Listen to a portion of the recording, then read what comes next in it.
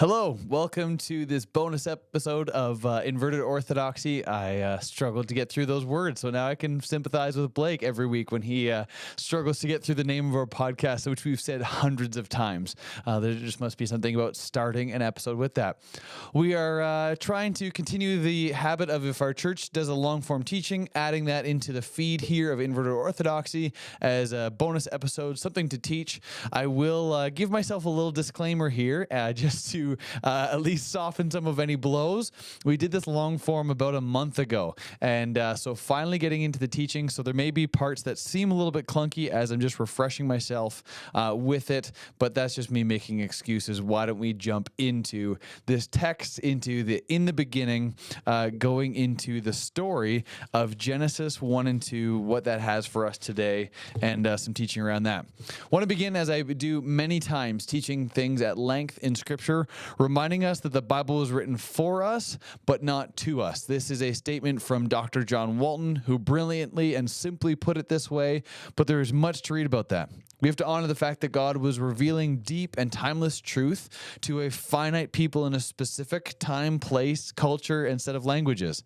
And so his truth being communicated to specific places and times and languages has barriers that we must recognize in coming to understand it. In the same way that we must adapt language every day to our audience, kids, people of a different language, people with a different professional training than ourselves, there could be a whole lesson done on specific revelation and the process by which God must accommodate his language and purposes and beauty in such work at a separate time. But we have to realize as we come to our scripture that these are some of the layers we are working with as we get into conversations anywhere in scripture. Hebrews 1 and 2 beautifully says this: "In the past, God spoke to our ancestors through the prophets at many times and in various ways. But in these last days, he has spoken to us by his Son, whom he appointed heir of all things, and through whom also he made the universe." And the author of Hebrews, unknown author of Hebrews, is giving this clear thought that God has spoken in many different ways, and our clearest revelation of God and his ways is Jesus. But Dr. Scott McKnight takes that idea and adds to it, or continues the thought, saying God spoke in David's days in David's ways. God spoke in Solomon's days in Solomon's ways, and goes on and with many different biblical examples. And then finishes saying, and we are called to discern how God is carrying on that pattern in our world today. And so we come to Scripture, especially deep and intricate texts like Genesis 1 and 2, recognizing they were spoken to a time and place and a language that is not our own. And we want to then peel back some of the layers of our own cultural assumptions and linguistic assumptions as we get to this text to hear what the universal truths bridging across those lines are, as well as understand deep truths that are found within the context, language, and culture they were originally spoken to that we will not see based on who we are. And so Scripture was not written in a vacuum. With that established, whether you agree with my talk or not, it's going to continue. You can turn it off here on this digital medium. I said the same thing to people in person. I guess they had the option to leave the room. But if you don't agree with that, well, that's a whole separate problem we could discuss on a different platform on this feed. Send in a question to Inverted Orthodoxy. But for now, that is a statement that we're going to live with. And so because of the landscape and the words that this is having, their words have different meaning. Concepts are offered with a different perspective in the biblical text of Genesis 1 and 2. I want to begin then by examining the cultural and religious landscape that this text of Genesis chapter 1 and 2 was originally heard within. This is not a threat to the Bible's authority, but to place in the context of its time that it was written. And so there are a number of different creation accounts that are happening within the time of the recording of Genesis 1 and 2. And these texts are found amongst the cultural conversation that, to be honest, actually predates itself. We have older creation stories from Egyptian and Sumerian and Babylonian and other Mesopotamian texts that are predating the writing recording of Genesis 1 and 2. And so understanding those conversations is helpful. Again, the predating of such things is not a threat to the biblical truth or the biblical account on its own, but it does actually, in proper understanding, help enliven the context and the things that are being said for us. So I want to get into some comparative text here. The Egyptian creation myth to begin. The Egyptian creation myth is one that Israel would have been very familiar with at the writing of Genesis, to say the least. Israel had probably in the recording of this, any view of it would have been written after the Egyptian captivity, when Israel is now left Egyptian location and slavery, and they are out on their own, and they are looking back with their own oral stories passed along, Moses capturing historically these ideas, or people under the authority and name of Moses, and so there's much that was there. And so Israel would have been in centuries in captivity of Egypt and therefore exposed to their culture in wide ways. They would be familiar, extremely familiar for generations with the ideas of their gods and their ways of thinking and their view of the world. Moses' authority, who would have been involved in the writing of the Torah, including Genesis, was not only exposed to Egyptian thinking, but if you follow his story, how he was actually brought into Egyptian kind of royalty and trained and treated within that as a prince within Egypt. And so trained at the highest echelons of Egyptian culture and language and religion as well. And so if he has a hand in the writing of Genesis, he's extremely familiar and well-versed in these conversations, which makes it super fascinating as we look at the Egyptian creation myth. The Egyptian creation story begins with their state of nothingness, and we in a modern Western mindset try to imagine what it means to have absolutely nothing. But that is not what nothingness existed in Egyptian context. Instead, nothingness was a watery chaos. You will see this as a common theme throughout many of the creation myths of the ancient Near East as well. Their beginning point is not one lacking some form of material. They're not focused on material origins as much as functional origins, and we will get to more on that later. And so there is chaos at the beginning of the Egyptian myth. In the beginning, there is nothing but the watery chaos that gets personified later as the goddess Nun. From this chaos, the first god Atum, or Ra, emerges out of this watery chaos. Atum was self-created, and he was the source of then all life that follows. There's a story that comes out of one of the Egyptian texts where there are two voices beginning at the story. The first is the water personified. I am the waters, unique and without second. Another voice, the voice of Atum, then jumps in. That is where I evolved or developed. I'm evolved of the waters on the great occasion of my floating that happened to me. I, Atum, the creator, am the one who evolved, who is in his egg. And Atum goes on, I am the one who began there in the waters. See, the flood is subtracted from me. The flood waters recede, and I am the remainder. I made my body evolve through my own power. I am the one who made me. I built myself as I wished according to my heart. And Atum Ra, through his own power, created the other gods to help shape the world. He created Shu, the god of air, Tefnut, the goddess of moisture. Shu and Tefnut had two children, Geb, the god of the earth, and Nut, the goddess of the sky. And so here's some depiction here that would capture some of that. And so initially, Geb, earth, and Nut were tightly embraced, creating a close bond between the sky and the earth. However, their father Shu, also air, was commanded to separate them, so he lifted Nut high into the sky, leaving Geb below. The separation allowed for the creation to continue. And so you can see the separation there of sky being made and earth being made, separated, depicted in this picture here before you, if you're watching on video, sorry if you're watching on audio. And then Ra, the sun god, travels through Nut in the sky on a daily basis. Nut was responsible for arcing over the earth and forming the sky, and each day Ra, the sun god, would travel across Nut's body, bringing daylight to the world. At the end of each day, Ra would disappear into Nut's mouth and travel through her body during the night to be reborn at dawn, symbolizing the sun's daily cycle of death and rebirth. And so these are really interesting perspectives and depicted again in this picture to see this is how the Egyptian mind understood the world to have been created and then sustained on a daily basis. The lifeline for ancient Egypt, to bring some context to this thinking, is the Nile River. They could not have existed and had a thriving society without the Nile River. And so for them, the basic thought is that water is foundational for life. Out of water must be where all life existed. And so their beginning idea is that water begins all of creation, and therefore that's why that is their start of nothingness. Everything is contingent upon the water. It's clear at the beach that land emerges out of water in their thinking, that even land comes out of water itself, thinking of that old way of happening. And then the separation of the land and sky takes place, and this is something we'll see again in conversation with the Genesis text. The initiative of day and night from the journey of Ra instead of God overseeing the created orders. And then there are lots of depictions about how the sunrise dispels at nighttime and the realm where nothingness threatens to take over all over again.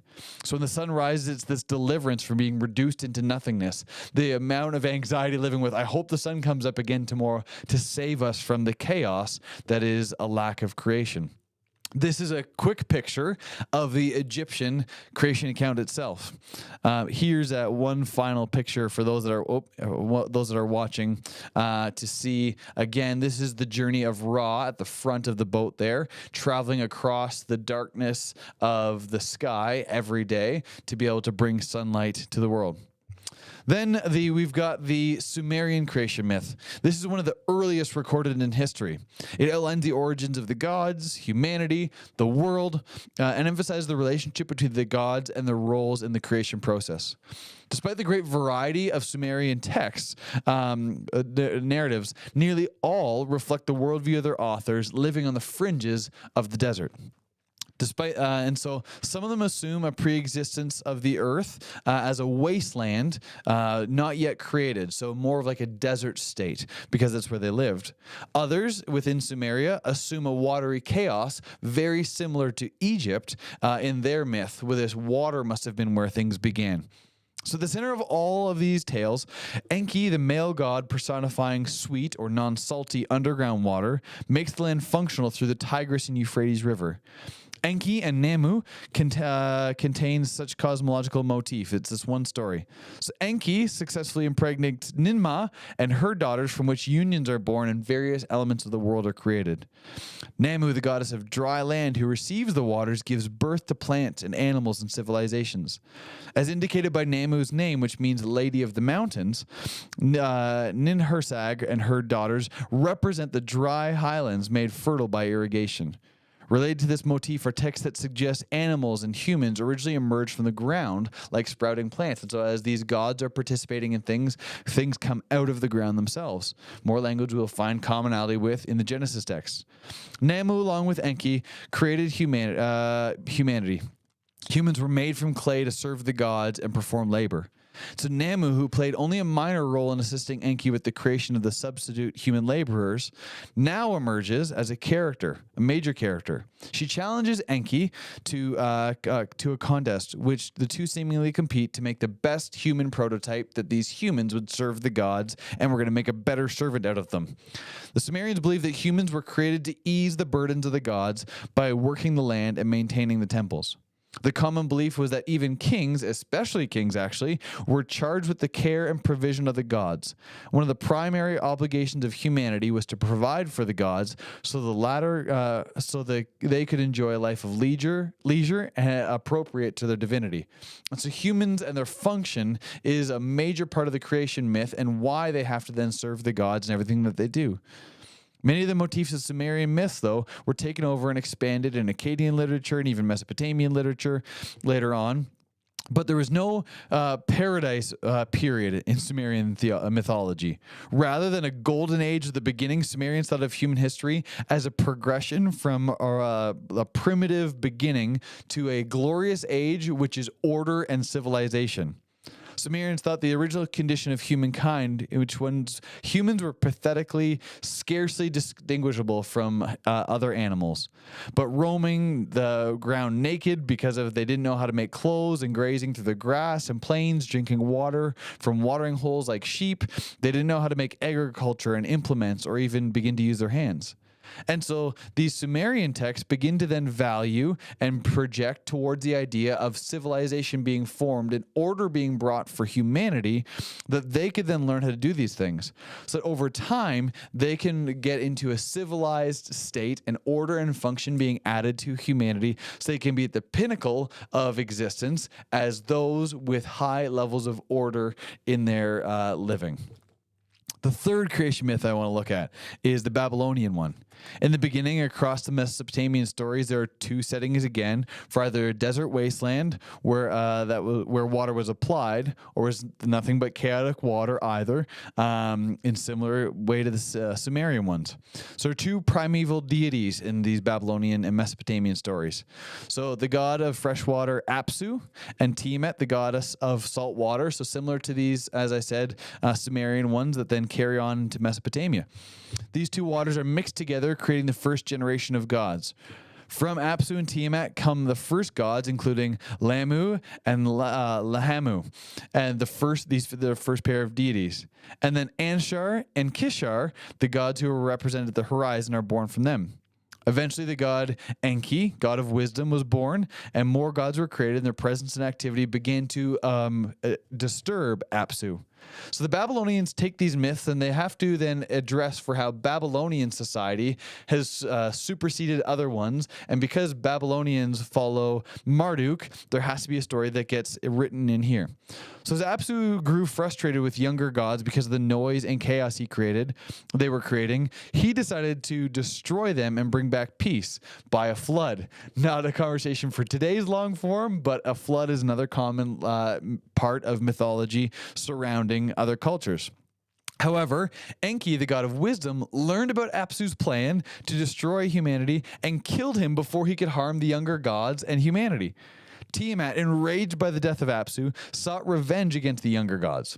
She gathered an army of chaotic monsters and dragons and chose Kinju, a lesser god, as her champion and consort to give him the tablets of destiny, which made him all-powerful. The gods needed a hero to defeat Tiamat, and they turned to Marduk, the powerful god of Babylon. Marduk agreed to fight Tiamat, but only if he would be declared the king of all gods if he was victorious. The gods agreed, and Marduk prepared for battle. Marduk confronted Tiamat in an epic battle, and armed with powerful winds and weapons, he defeated her by trapping her in a net and shooting her with an arrow through the heart. After slaying Tiamat, he split her body in two, and one half becomes the sky, and the other half becomes the earth. And Marduk used Tiamat's corpse to create the structure of the universe, bring about order out of chaos. The Unanuma Elish is important because it honors the most ancient cosmologies of everything emerging out of the waters to establish the first world order, but then it's about chaos descending on our world, and who rescues them from the chaos? Marduk, who defeats the dragon and establishes the new created order out of the chaos in the waters and all that. So humans were created to serve the gods still, and are able to, especially Babylonians, are they're most close to the most important god, Marduk, performing rituals and thus relieving the gods of some of their labor. After the battle with Marduk, as he was crowned king of the gods, he organized the cosmos, he set the stars in place, regulated the movements of the sun and moon and planets, and established the calendar for them to be able to celebrate the times of years. Marduk then distributes tasks among the gods to maintain the universe, while the humans were tasked with serving the gods and Marduk, of course, himself. So these are just some of the worldviews, and again, in a quick overview, that are going on within this original story, or within this original culture where our creation text comes out. And so beginning of our text is where I want to jump into Genesis chapter 1. And so Genesis 1 begins this way. In the beginning, God created the heavens and the earth. This is all of a sudden interacting with all the other stories that are there and murmuring around.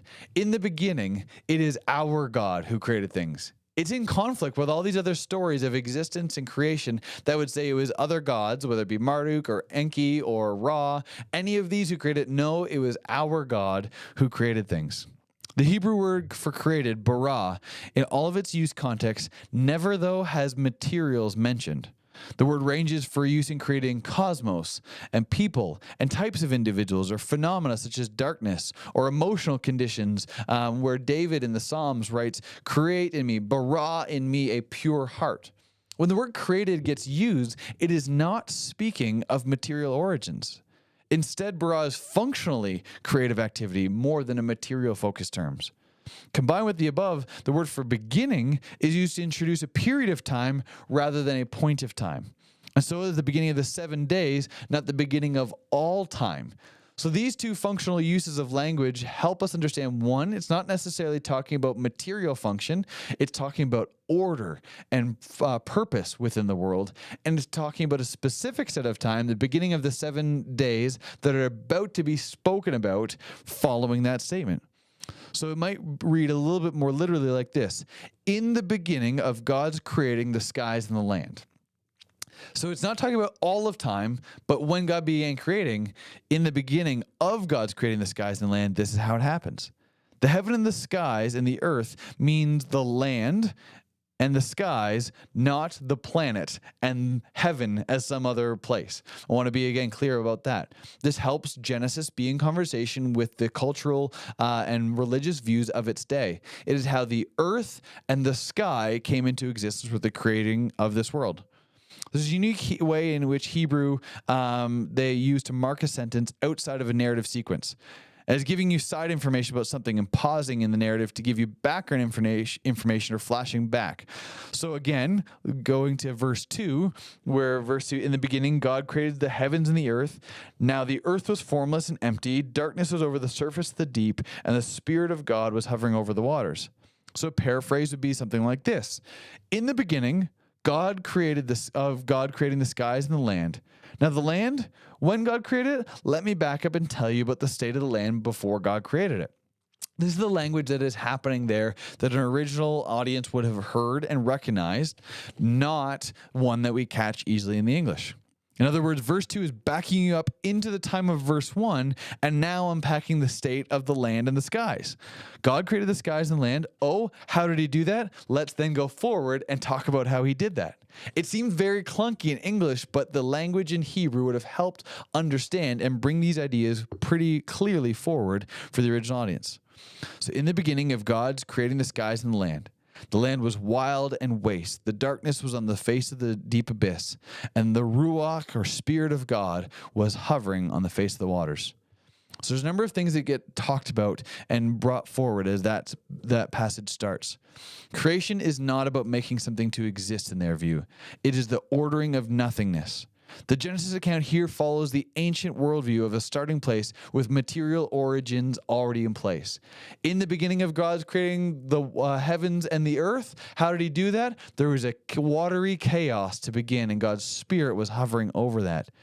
Creation out of nothingness is ordering, not creation ex nihilo, is the theological term that gets often tossed around.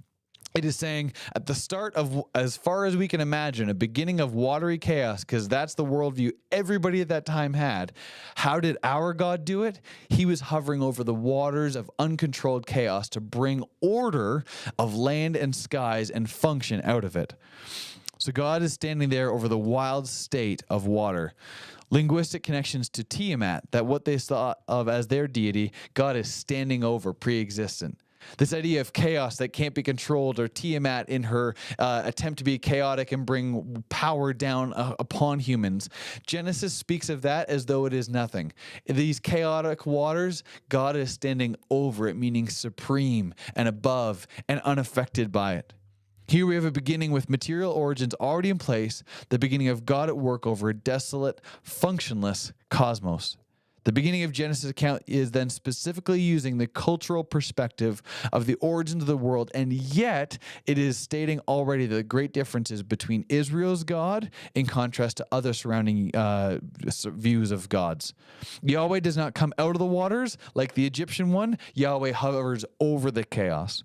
Yahweh does not fight the wild in the wilderness. He subdues it simply by speaking to it. He doesn't have even a fight. Yahweh doesn't need other deities. Yahweh is supreme over all of creation on his own. And so these are statements just setting up the story that Israel is hearing and knowing of their God amongst the cultural languages and perspectives that are around them. This idea of creation not being about material is hard for us to grasp. Taking from John Walton, what does it mean for something to exist? You may assume to begin something we can sense primarily with sight and touch, and then applying other senses for ourselves to confirm material reality. But it's not that simple. How would you describe a company existing? Would you say it's the building there, or if that building disappears, does the company go? No, absolutely not. What does it mean when we say a website exists? That is something that is not tangible in any sense of the word. And so there's a much different reality. This is discussion of ontology, what it means for something to exist. Speaking of a chair existing, yes, as a material ontology, but the idea of a company or website is a much more functional ontology. Even to create is not always a material origin. As what does it mean to create a committee or to create chaos? Like those are create havoc, or create a curriculum for schools to use. We are comfortable when we stop and think about it, about the talking of creation non-materially, but we normally in our modern Western context assume material creation when we hear those words. So as we come to Genesis, we go to our default, but as we stop and pause, thinking about the language of creation, we can wrap our minds around a functional ontology more than a material one, and realize that was actually the primary focus of the ancient mind and patterns of thinking. So we see a functional ontology focus in a number of ways as we approach this text. But I'm convinced, alongside other scholars, that instead of a focus on material origins, the ancient world believed that something existed once it had virtue of function, not just having material properties. And a functional ontology, to bring something into existence, required a role for it to fulfill. They were not oblivious to anything's existence materially, but what was most crucial was how something functioned in the chaos. And so all the ancient accounts assume a material origin and then spend their time describing the functions that come with them. In fact, the waters, even though they're present, are described as non-existent, as we already addressed. As witnessed in some of the previous creation accounts, the function of the deities has emphasis across them. The Egyptians have the world and supporting deities for all their roles: the sun and the sky and the earth and the wind, and how they were to operate within the cosmos in the larger picture. In the Sumerian text, the order of creation was building towards a functional society. What mattered about creating the world was that humans got to a part where we didn't have to be animals any longer. And the only way to maintain that was to have service towards the end of the gods. Humans were created, even in all those stories, just as a function of serving something greater than themselves, the gods. And so even when speaking of our own existence, it was towards a functional ontology, towards something else. Naming also took a major role in the ancient mind.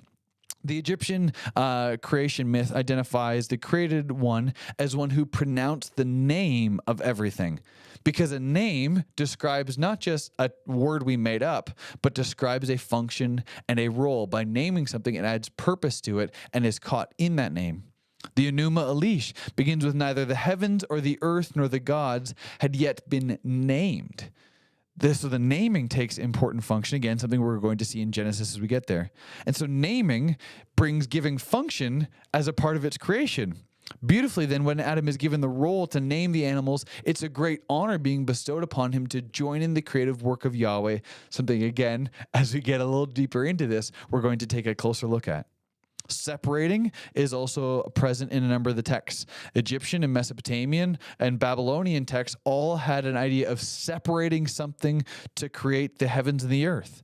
There are separations of land and water, as well as upper and lower waters. Note similarities to Genesis there. Again, we're going to dive specifically into our text in a bit. The separating isn't just a physical description, but by separating from one thing to another, the literature suggests a distinction and function differently of the two parts. I can know when I've separated something, they are separate because they have different purposes. And so we're going to see that again as we get into the text. A lot of foreshadowing here as we set up our ground that we're going to operate within. Creating then constituted bringing order to the cosmos from a non-functional condition. These cultures would have likely still assumed that there was an origin to the materials, and it came from the gods as well, somehow, but that was not their focus as they told these stories. similar to how few of us feel when we're thinking about the origins of our companies we work for. The functioning of the departments or the roles are much more how we are thinking than really necessarily caring how or why it came to be. We are concerned about what it is doing now and who is serving the roles within those. Again, one more kind of try at looking at our functional ability to see things. And so function and filling are a pattern we see established over the 3 days of creation. Set first in days 1 to 3, and then a separate pairing in days 4 to 6. And so days 1 to 3 have a pattern of separating and naming. I'm going to pull these up here. Days 1 to 3 have a function of separating and naming.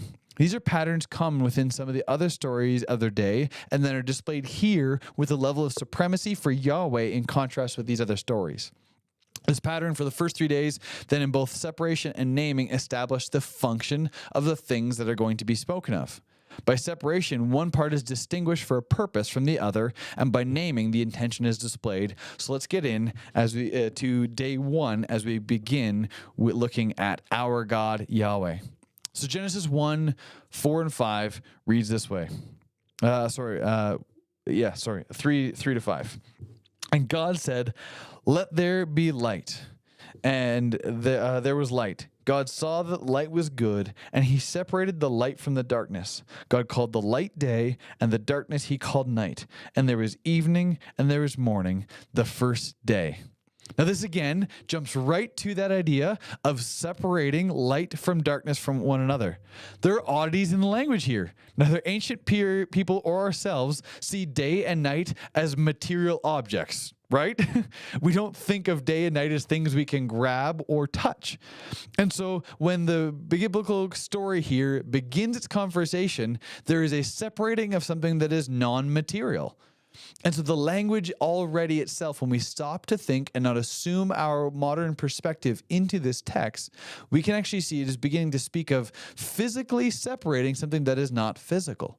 There's an idea of separating, and then God names day and night, two things, because he's giving function and purpose through their name. John Walton puts this so perfectly. For since what is called into existence is a period of light that is distinguished from a period of darkness and is named day, we must inevitably consider day 1 as describing the creation of time.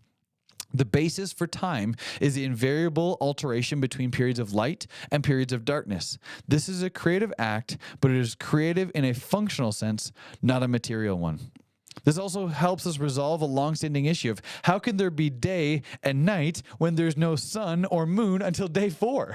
That is not what the text is concerning itself with. It is talking about the separation of things for the added function and naming that will come with it. Day 1 then separates the names for the purposes of a very valuable component of our human existence.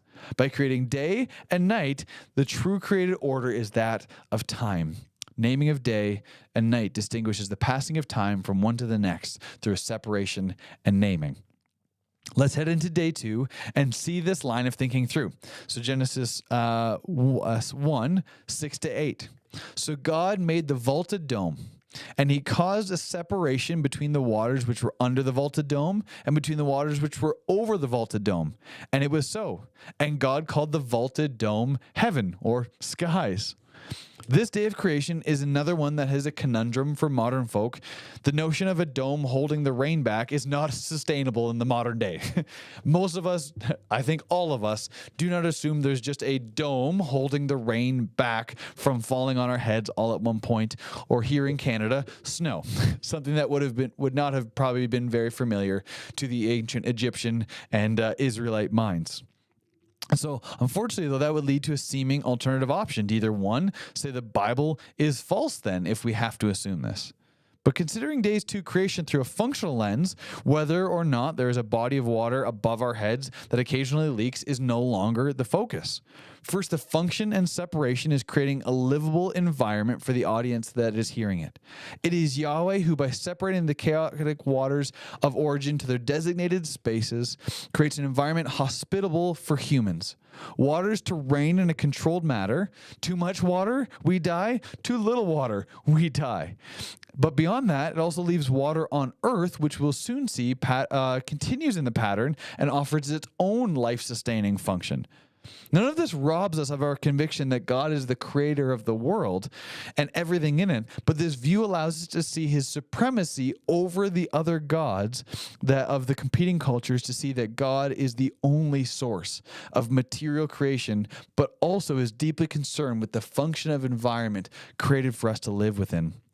So this idea of separating and naming establishes an order that is almost ready and foundational for humans to exist. I want to bring one more time up these ideas of the Egyptian creation myth to see this thing that their view in contrast with the Genesis one, where you had, again, the sky over top, holding up and holding back so that humans could exist, and the earth down below. And on the right, for those that are watching on video, is the ancient view of the world according to Genesis and to the Israelite mind, where there is a dome above and earth there, and then underneath was all of creation, was this chaotic water that God built creation on top of. Very similar in their mindset, in their cosmology would be the proper term for this, the way they saw the world functioning, to the Egyptian one, yet God is supreme over it. So that is the view of day two. Nothing new is made on day two, a troubling fact for the material focus on creation. The separating and naming then is a creation for the basis, like day one was a creation of time. Day two is a creation and basis for weather. Though that's still not function in order for us to begin. So let's look at day three. That must be considered the third one and the final one in this pattern of separating and naming. So let's go to day three, Genesis 1, 9, and 10. And God said, "Let the waters under heaven be gathered to one place, and let the dry ground appear." And it was so. And God called the dry ground earth, and God called the collection of the waters seas. And he saw that it was very good. Day three serves as a bit of a monkey wrench again for those who are focused on a material origin, because Genesis 1, because God again does not create anything. That text did not have God creating something, but again separating two things.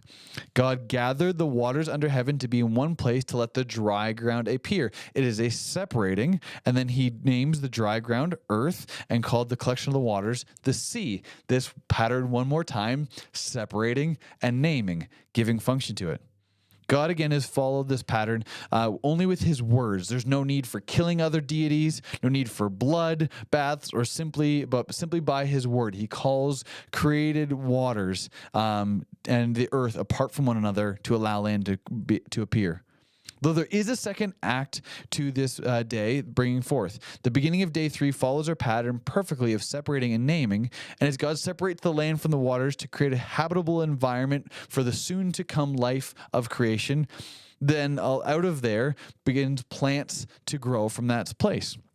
This act finalizes the environment needed and established within its function an important process, the production of food as a part of the environment. So days 1 to 3 follow the pattern of separating and naming. It is a functional first 3 days of creation. There's, from an ancient perspective, nothing material made at all in these first 3 days. It is simply separating. Day and night are not material goods. The sky and the sea are not made. They're only separated from one another. And same with the water and the land. Nothing was made, but vegetation is a byproduct of the separating that's initiated. And so day 4 to 6 then follow a filling pattern that matches and maps perfectly onto days 1 to 3. So the filling of these spaces will add the meaning and function in ways as well, but let's also be stated that there's a valuable element here to be noticed of the beauty of creation within it. The beautifying or furnishing of this world takes place in these later 3 days of creation. And so the focus of these days is establishing the functionary characters to their spheres and that were first established in days 1 to 3. So let's jump into day 4. And God said, let there be lights in the vaulted dome of heavens to separate, keyword, the day from the night. And let them be as signs for the appointed times and for the days and the years. And they shall be as lights in the vaulted dome of heaven to give light on earth. And it was so. And God made two great lights, the greater light to rule the day, and a smaller light to rule the night and the stars. And God placed them in the vaulted dome of heavens to give light on earth, and to rule over the day and over the night, and to separate light from darkness.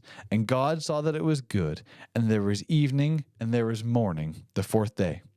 In day 4, then, God begins filling the environment that was established on day 1.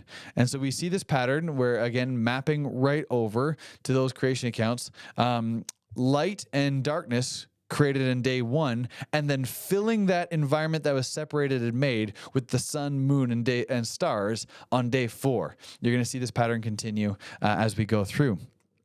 There's a human-oriented function that is added to this realm in order from day 1, integral for the original audience, that misses the original, that misses our modern ears.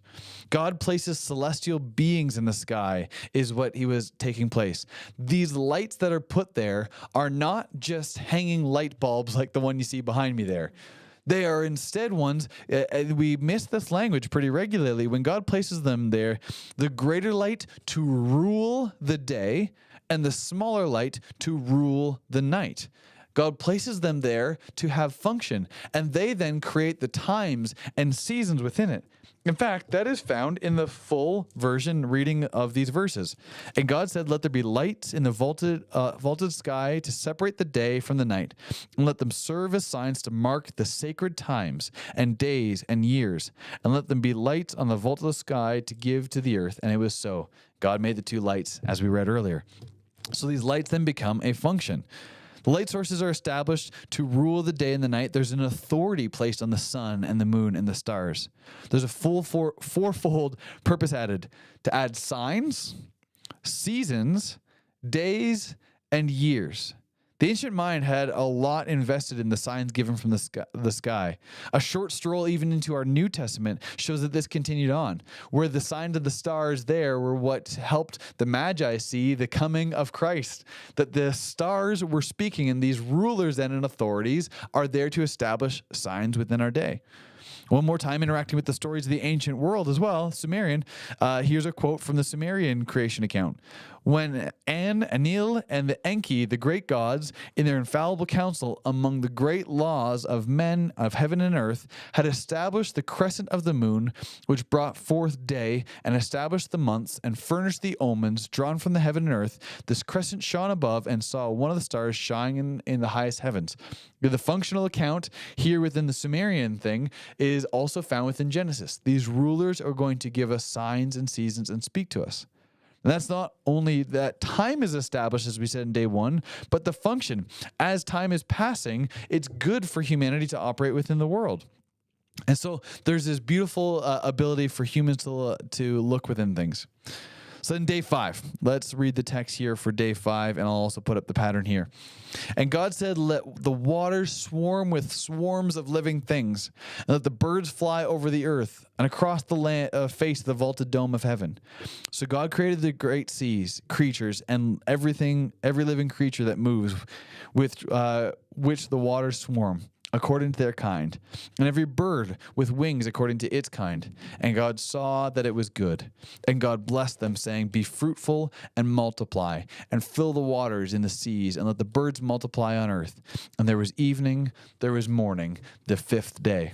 So this day 5, the pattern continues of filling, though this time there's not functionaries who will rule according to the sphere established, but there's an action attributed to team and to fly, and then important, to be fruitful and multiply within it. There's a particularly interesting note here in verse 21, the mention of the great sea creatures and the unique character from other living creatures and birds. Where the ancient mind would have seen waters as chaos and disorder, large creatures in the sea are seen as chaotic beings and rulers. In other stories, these kinds of beings were able to bring cosmic warfare to the created order, but in the Genesis account, these creatures are, as all of creation, subject to God as creator. That God is even over the Leviathan, the later thinking that will come, is subject to God. Even further still, these creatures function as a part of God's ordering of the world and called good, as he's done this creation in day 5. The environment of sky and waters that we were establishing the weather patterns that were needed for it. The phrase according to their kind establishes a function of reproduction in an orderly fashion. That these creatures that are created are there so they can fill and continue to fill these environments so they can be sources of life and food and abundance for humanity. So where the weather was created in day 4, now it is created a food source within day 2 is created a food source within day 5. Day 6 follows the same pattern of filling for its first half. And God said, let the earth bring forth living creatures according to their kind, cattle and moving things and wild animals according to their kind. And it was so. So God made the wild animals according to their kind and the cattle according to their kind and every creeping thing of the earth according to its kind. And God saw that it was good. This filling allows very similarly to the previous day that there are living creatures created for the benefit of humankind. The creatures filling on day 6 have a more robust benefit to humans, not only for food, but working abilities known to the audience of farming and agriculture and even warfare. Remembering Egypt in its time with chariots and all that chasing Israel down, they knew even livestock being used for warfare.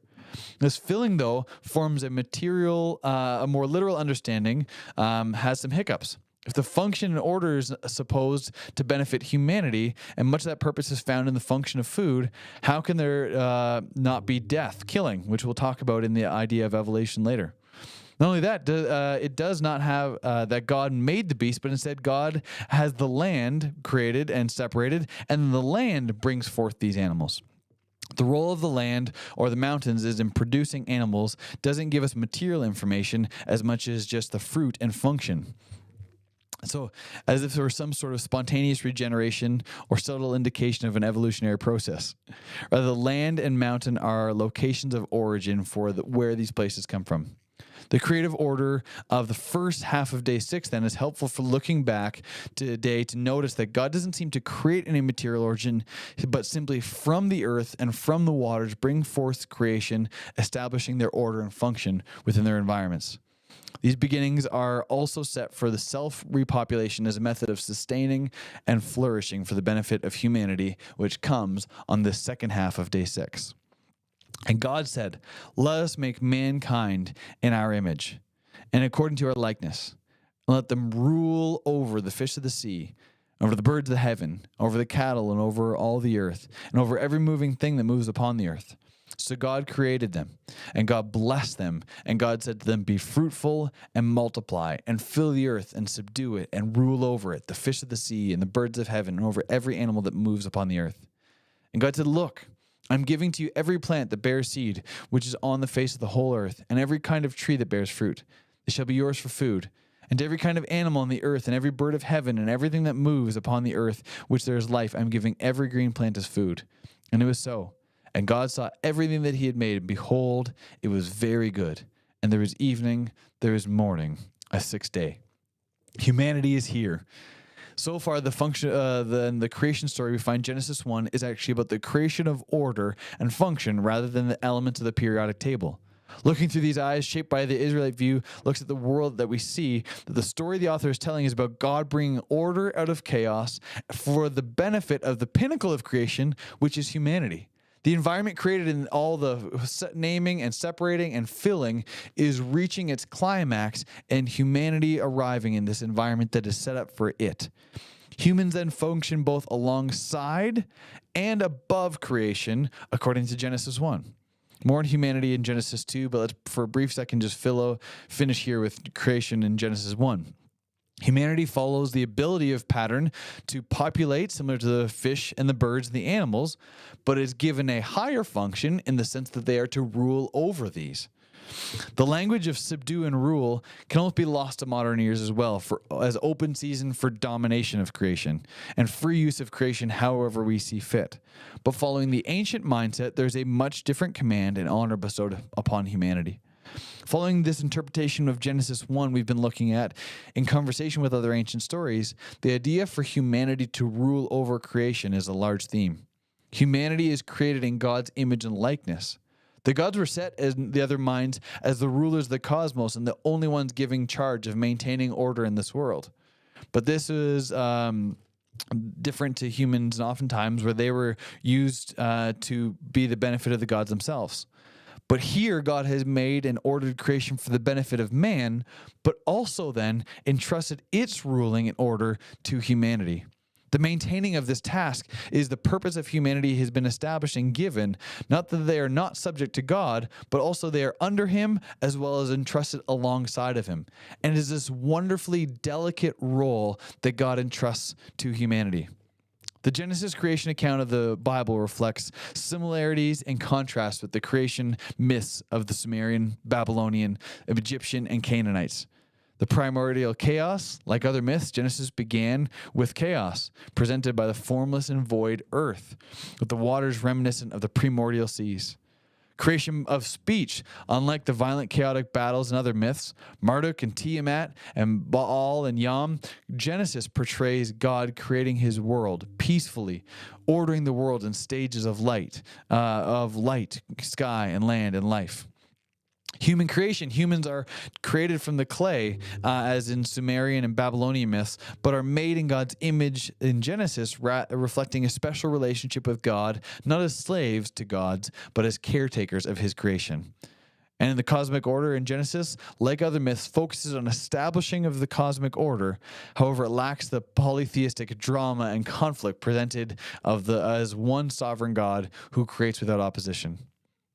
And then you're probably thinking, hopefully, I think you're saying, Kyle, there are 7 days listed in the early part of Genesis, but it carries over into Genesis chapter 2, and we've only talked about 6 of them. Day 7 adds an entirely new lens to examine the creation narrative through, which revolutionizes our view of creation account to this point. But once again, it's lost should we want to focus on a material priority of this creation story. Day 7 otherwise seems like an afterthought. The first primary assumption is one that was held by an ancient world, that a deity rests in a temple and only in a temple. The image of God, who is exactly that, the embodiment of a power of the deity, the image of a God captures that when there would be a deity reflected in a temple. This is all being written again to the Israelite people at the very least, the time of the tabernacle. Begin this pattern of thinking, establishing order over the beginning of the story when we get to day 7. Though the thought is there, if order is being maintained, it must be by a deity. And the deities maintain order from the temple. And order from the temple, like the temple would have functioned like a control room. Kind of like how we might speak of the Oval Office. We could reference the Oval Office did this. And we don't think an office is doing something, but instead the power that is sourced within that place. And so the number 7 is an idea of order, not disorder. And the temple is where the God would have functioned to create this order. The 7th day is a theme amongst other ancient Near Eastern accounts as well, practiced in accounts whereby establishment of a temple and the entrance of a deity are practiced. Amongst 2 temples established in the Old Testament, there are 7 days to create it and build it, but a 7-day not to create it, but a 7-day ceremony to inaugurate the temple, which adds its function. The ordering up to this point then would be all in direction towards this very moment, the fullness of creation captured in the 7th day. The example of building a computer, all of the parts are now in place, and the moment of establishing it begins the function of powering it on, the welcoming of the function fully into this day. So this will be reemphasized in the description of the tabernacles and temples all over. There's first of all, repeated 7s. The imagery, though, is beautiful, an image to resemble the cosmological symbols and also the Jewish garden, the Garden of Eden. Things we'll see more in our brief examination of Genesis 2. Jewish historian Josephus says of the tabernacle that every one of these objects is intended to recall and represent the entirety of the universe. So later in our biblical account, when the tabernacle and the temple get established, they all are reminding us of, found within our early text, day 7 and all the days leading up to it, we're establishing the whole of the cosmos, the whole of our universe as the temple of our God, where his power is here and resides here. Ultimately, we have this term set for the seventh day. God rests on the seventh day. It's not that God needed a nap or was tired, but instead, there is something much deeper here. Deuteronomy 12:10 says, "But you will cross the Jordan and you will settle in the land there that Yahweh your God is giving you as an inheritance. And he will give you rest. He will give rest to you from all your enemies, from all around, and you will live security."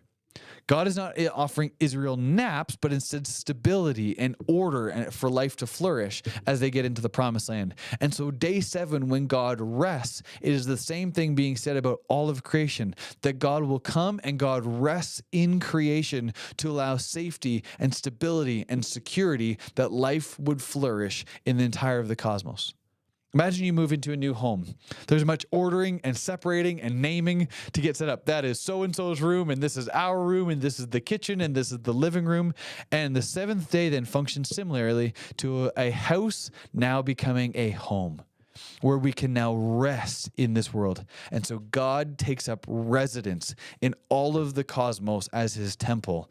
On the seventh day, God rests. This concept somewhat mirrored in the stability and order that follows the other creation myths, but without any divine struggle, God just steps into the fullness of creation, waiting to thrive in all of the life he's given it. So let's start looking at humanity, made in the image of God. One of the most incredible pieces of the creation story is that of humanity's establishment amongst creation. With the temple imagery established and the humanity set as image, so it says, "Let us create humans in our image," or idols was a more literal word there used as well. The human's role is an incredible honor of acting as priest to all of creation. There would be an image in every single temple in the ancient Near East to mediate the presence at work of the divine to all of creation, but also to the humans that were already there and existing. Israel follows these concepts into their later development. The tabernacle or temple counter all of surrounding cultures in the Old Testament and in the New Testament. Temples had images of their God, something that Israel did not have. Because one, the true temple of God was the whole of the cosmos, not just the little buildings. And two, there is the image of God as something alive and breathing, testifying of the superiority of idols to the wood and stone.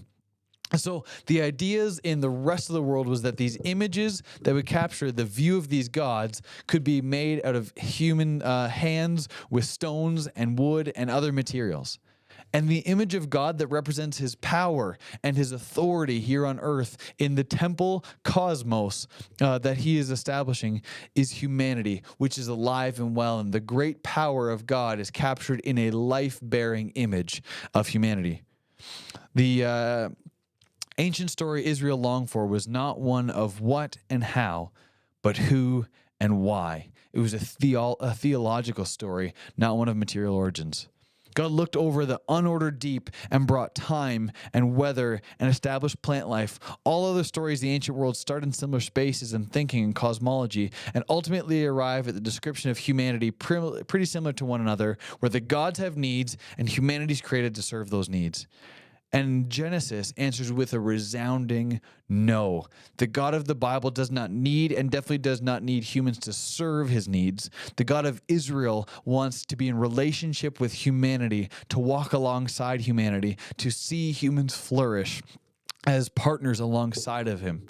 It is a story that is much more beautiful and meaningful, not one about biology and material origins, but one about who we are called to be. God brought order out of chaos so that you could be in relationship with him, so you could bring order and abundance and beauty into the world alongside of him. We've often heard, or at least I have, the idea that we humans were made for heaven, not earth. And this one that is just establishes and fully solidifies foolish thinking and misunderstanding of the Genesis story. That humanity was made for earth because we were made to be here in this flourishing environment for us, that God not only created with us in mind, but allows us to flourish and join him in order and rule and beauty. So let's continue a little bit into Genesis 2 to see some of this invitation for true humanity established a little further. In verse 7, when Yahweh had formed God had formed the man of the dust of the ground, and he blew into his nostrils the breath of life, and man became a living creature. There's a wonderful linguistic connection unavailable to us in English, though I think we have a workable, albeit clunky alternative here. So man, the word for man is Adam, which is humanity, not an individual male named Adam. And then ground, which is Adamah, ground, not earth. So the clunky connection playing off here is that God made the earthling from the earth. And so we were made for this environment because we are rooted and founded one from the other. Mankind is not made, again, out of nothing, but a bridge between the cosmos and the divine.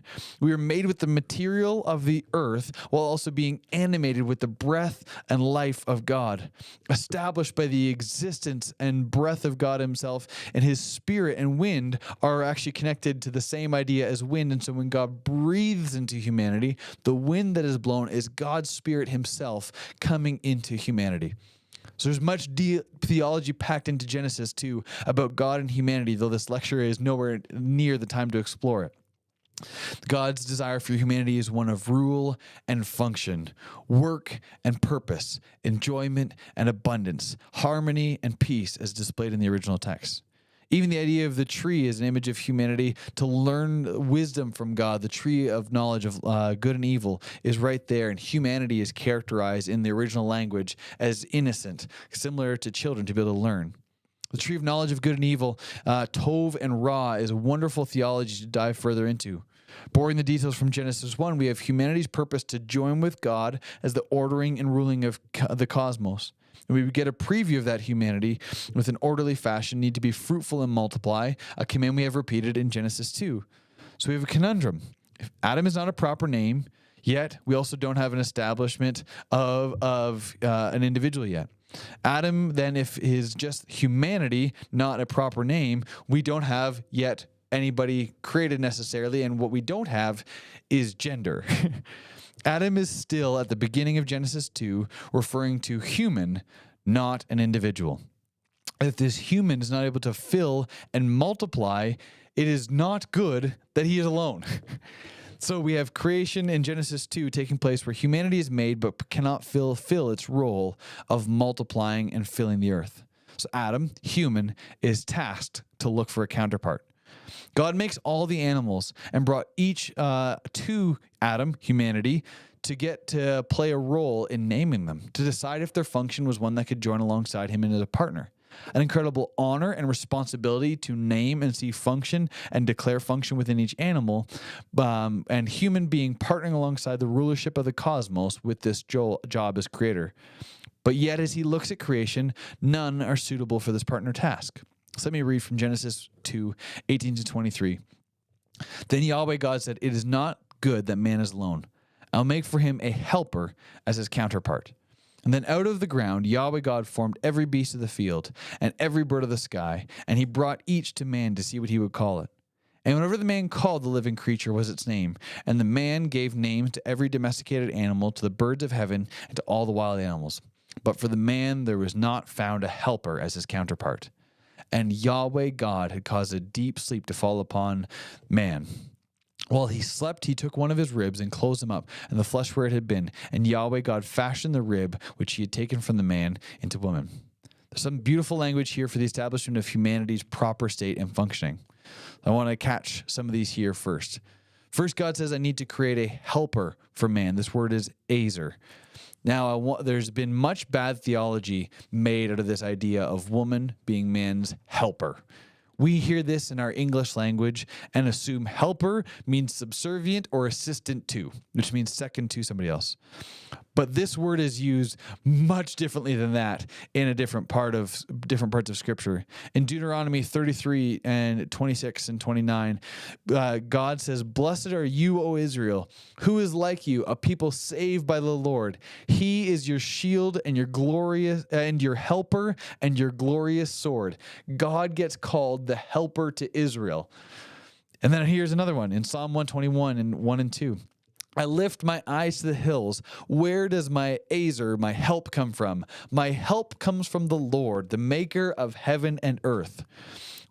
I don't think, and then this is the final example, Psalm 33:20. We wait in hope for the Lord.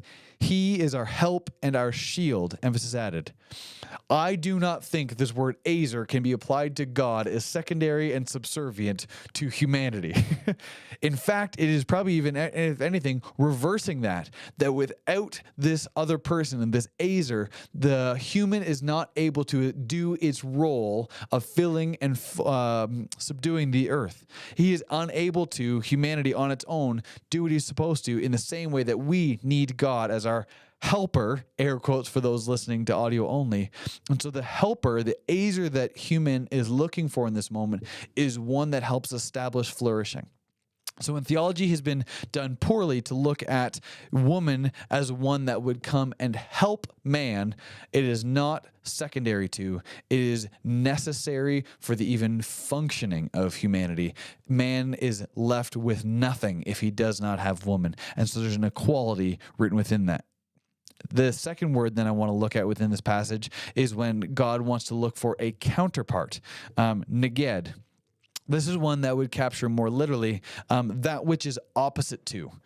But not opposition, again, in a supportive, in a negative sense, but one that is supportive. So opposite to, the example given here oftentimes is like two posts that neither of them can stand on their own, but if they will lean against one another, can hold one another up.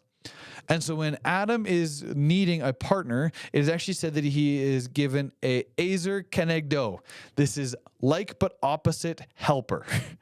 And it is, again, this beautiful picture where man is needed, that they may have differences, and they lean in opposite ways to help hold one another high so that they can accomplish what they are going to be needed to have done. And then last, this one's beautiful as well. When God takes a rib out of Adam is how we often hear in our English translation. Though this word rib, selah, would be more literally a side. Here's some examples again, use of this word. In Exodus 25:14, and you will put the poles into the rings on the sides of the ark to carry the ark with them. Exodus 26, and 27. You'll make 5 bars of acacia wood for the frames on one side of the tabernacle and 5 bars for the frames on the second side of the tabernacle. The 5 bars for it. 1 Kings 6:5, and he built the structure against the wall of the temple running along all the walls of the house for the outer sanctuary and the inner sanctuary, and made side rooms around all around. So this idea of the same word, selah, being side makes a much different picture than a rib being taken out of Adam, but instead humanity being literally split in half. I'm going to take a whole side from Adam, humanity. Henry Blanchet puts it this way again beautifully. God did not make woman out of his head to rule over him, nor out of his feet to be trampled upon him, but out of his side to be equal with him. That man and woman, as we get created in Genesis 2, are to emphasize what we saw in Genesis 1. God created humankind in his image. In the likeness of God, he created a male and female, he created them, and God blessed them, and he said to them, be fruitful and multiply. So when Adam now, for the first time in Genesis 2, where we have both halves split, gendered language first appears here. Adam breaks out in a song. She is bone of my bone and flesh from my flesh. She will be called woman, for she was taken from man. It's one last time of the separating and naming that takes place here. There are two halves that have been separated that, yes, are distinct from one another with slightly different purposes, but full equality and needing of one another in their ability to function as created order was supposed to.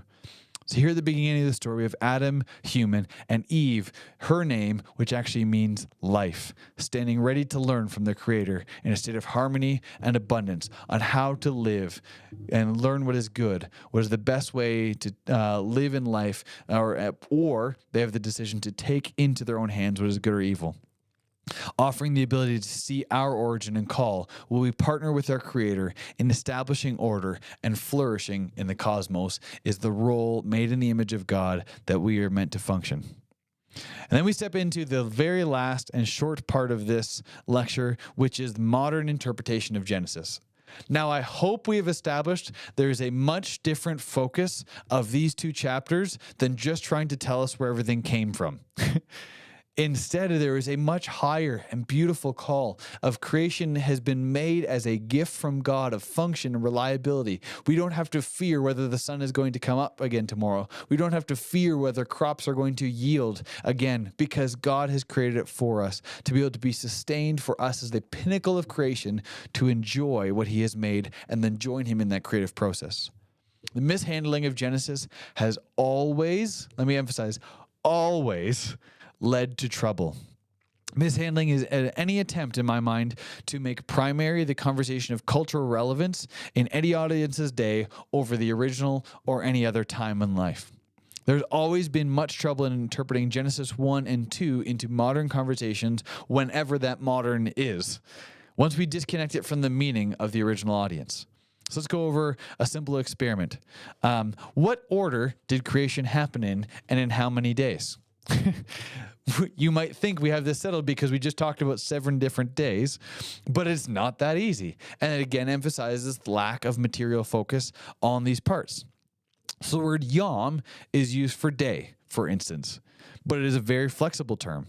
Genesis 2:4, God didn't create it in a day. It was 6 days, just as we covered that. So in Genesis 2:4, sorry, I had in the original day my a paper handout here. Genesis 2:4 says this: "And this is the account of the heavens and the earth when they were created, the day that the Lord made them, the heavens and the earth."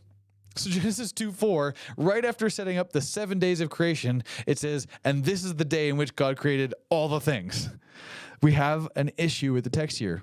And then asking, what order did God create things? Well, in Genesis 1, it goes day and night, sky and land and waters, plants, sun and moon, fish and birds, animals, humans. If we go to Genesis 2, though, it reads this way if you read the story: land, man, plants, animals, woman. It's an entirely different order. We have these textual issues to solve, and how do we have light without sun, and how do we have day without time to sequence, and all those things. The sun and the moon don't move if the sky tells us the different days of the years. Like, it all of a sudden makes an entire mess of the whole thing the minute we get from Genesis 1 into Genesis 2 and try to import our modern understandings and make the text say what it wasn't saying. Augustine, an early writer in the church history, talks about how it would be foolish for Christians to think we know things about the elements on the heavens and the earth, but instead see that there is much to be spoken of through the text of what God was revealing to us. Augustine understood there was meaning beyond material origin, and so there was potential for the budding of ideas of yet what was not called science but philosophy to contradict Scripture if we handled it incorrectly. And this has always been a problem. And our modern issues begin in 1650. Very specific, a man named James Ussher. He was the Archbishop of Armagh, and his official title and position was the Primate of all of Ireland.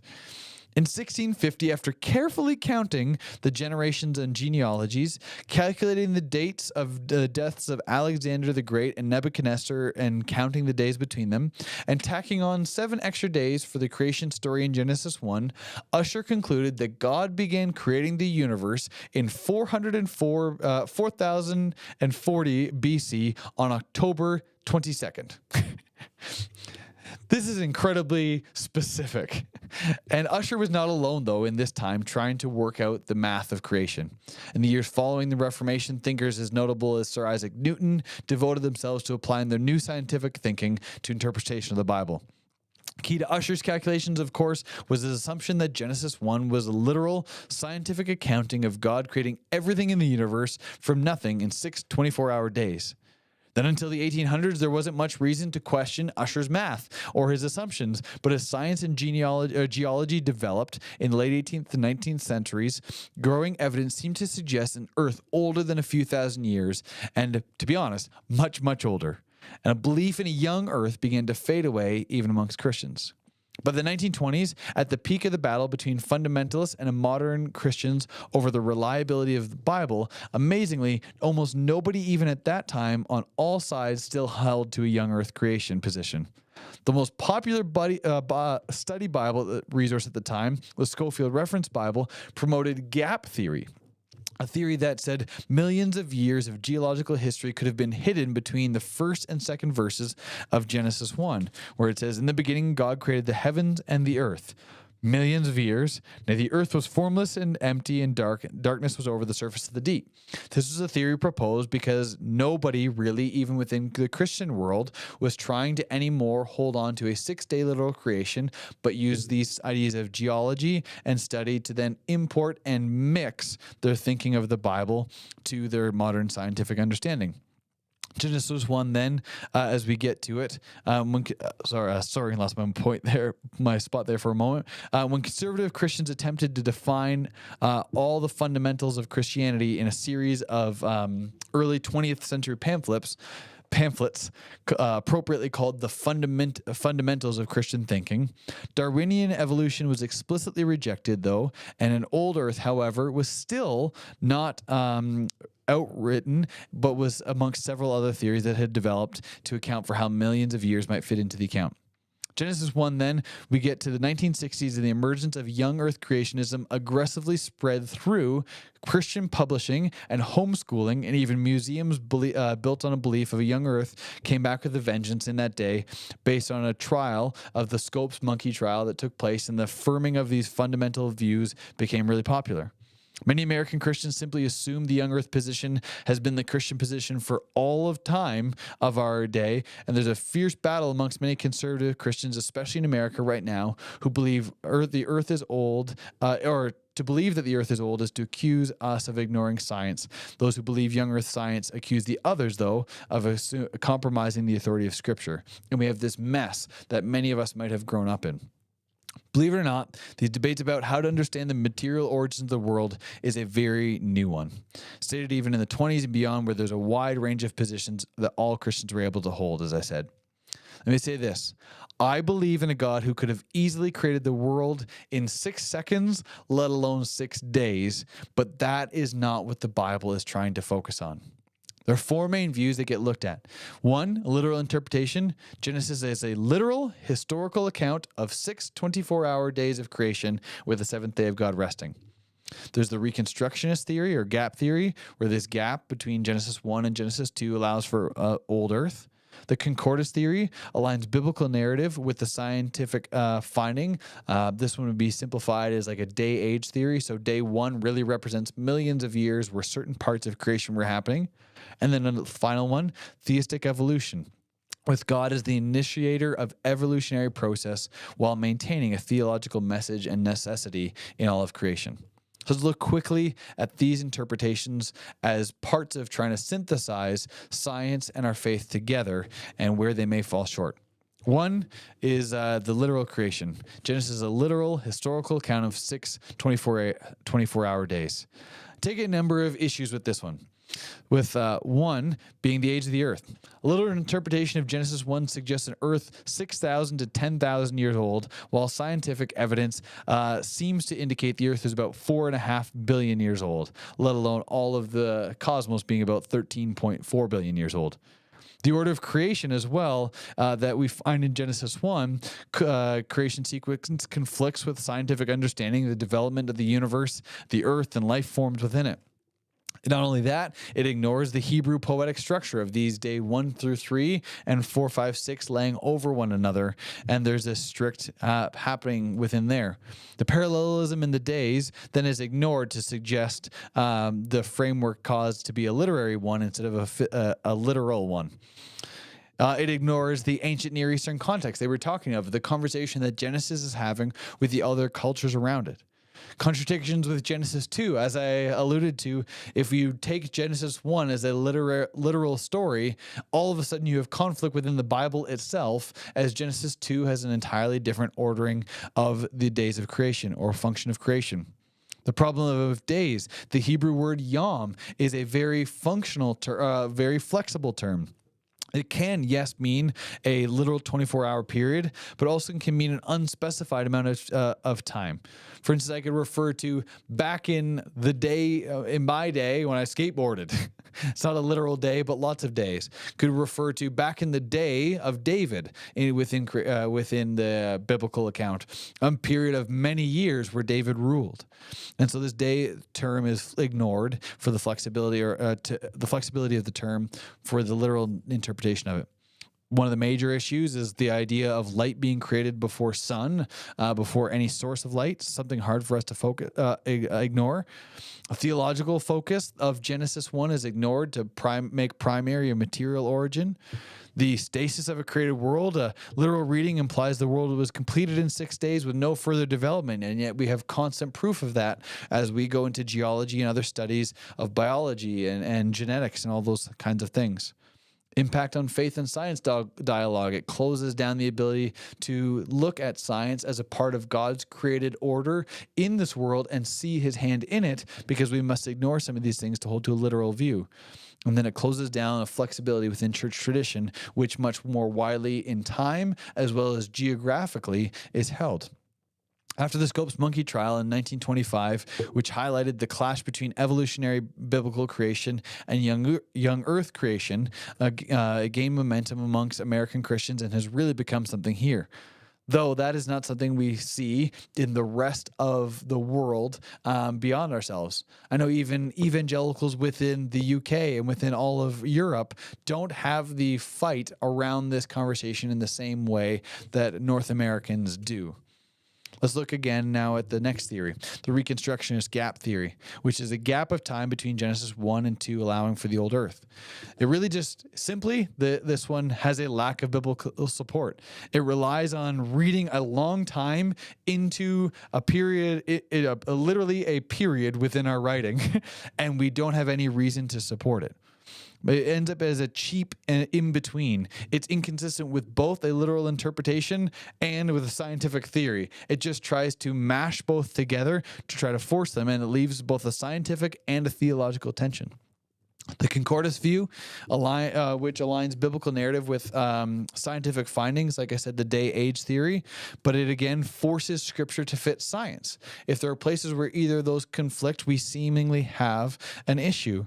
It changes scientific theories to force into the creation one, or 9. It takes other priority to let Genesis not be able to be fully just a literary structure. And so evolutionary creationism or evolutionary theology is God as the initiator of the evolutionary process. It accepts evolution as the best scientific explanation for how we have life on Earth, and yet looks at God as the necessary part of starting and initiating and maintaining that. Which for me has always led to a beautiful view of being able to see God as a creator of order and having the intention and beauty behind all of these things, and leaves me in awe of a God who is bigger and can see the intricacies of all of history playing together for this moment in purpose and time. EC is neither science nor theology, but an explanatory system that seeks to incorporate the best scholarship from each, and allowing each one to function as a literary story telling of the function and order, purposes of humanity, and the love of God towards creation, while allowing science to be a set of tools that allows us to study and begin to understand better what has been put there. There are many complexities that can come with this, within this, and so it leaves much to be asked, and I will leave that for people to send in questions to our podcast. There is much we could cover and go through more of these views, but to be honest, I think it'd be better to have the conversation in a wider context with other views represented. And so I wanted to present that last one as one that was very rarely presented to me, and put some maybe plausible issues with the other ones, as they seem to be the more popular issues put forward. But our stories of Genesis 1 and Genesis 2, I hope you have seen, are a beautiful invitation for us to be able to see what the Bible is saying, that we can believe God is in created order. He has made humanity as entrusted humanity with a special purpose alongside of him, and that we get to follow with sincerity his establishing of creation and order and beauty and care within the world as the most entrusted part of humanity, and God is greater than any other story that may be out there. So that has been our short, and I will admit a little bit clunky long form teaching on Genesis 1 and 2. There are many sources that I would point you to. Just a quick reference through even my own bibliography here. Henry Blanchet, who I quoted from his In the Beginning. Pete Enns, The Evolution of Adam, What the Bible Does and Doesn't Say About Humanity. Dennis Lamoureux, right here in Alberta, The Bible and Ancient Science. Scott McKnight, Adam and the Genome, Reading Scripture After Genetic Science. Then we've got Joshua Swamidass, The Genealogical Adam. Dr. John Walton, both with his Lost World of Genesis 1 and The Lost World of Adam and Eve. I'd also point people towards if you want more of a podcast or video, there's Holy Post, episode 437, A Brief History of Young Earth Creationism, or the Bible Project series on ancient cosmology to hear more about those ancient stories. And last, I point you towards Biologos, a website dedicated to evolutionary creation. And so many resources to spend much time to exploring these, and we'll put those all in the show notes. Thanks for tuning in, and we look forward to catching you next time on Inverted Orthodoxy.